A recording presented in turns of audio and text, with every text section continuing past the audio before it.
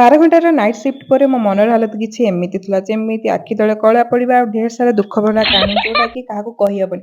ତାକୁ ରିଲାକ୍ସ କରିବା ପାଇଁ ଆମେ ଦି ଜଣ ପ୍ଲାନିଂ କଲୁ, ଚାଲ ଟିକେ ଗୋପାଳପୁର ଯିବା ବୁଲିକି ମାଇଣ୍ଡ ଟିକେ ରିଲାକ୍ସ ହେଇଯିବ।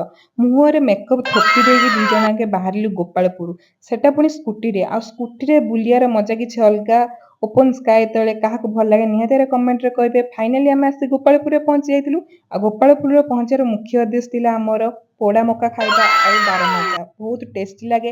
ପାଖରେ ଥିଲା ଗୋଟେ ପାର୍କ, ସେ ପାର୍କରେ ଯାଇକି ବୁଲିଲୁ, ଢେର ସାରା ଫଟୋ ଉଠେଇଲୁ ଆଉ ବହୁତ ଏନ୍ଜୟ କଲୁ।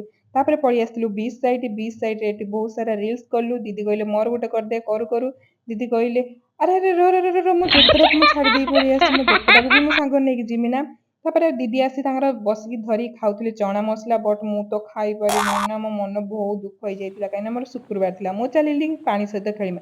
ଏତେ ଜୋରେ ଢେଉ ଆସୁଥିଲା ଯେ ବୋତଲରେ ପାଣି ପକେଇକି ଖେଳିଲି, ହେଲେ ସବୁ ପାଣି ମୋ ଦେହରେ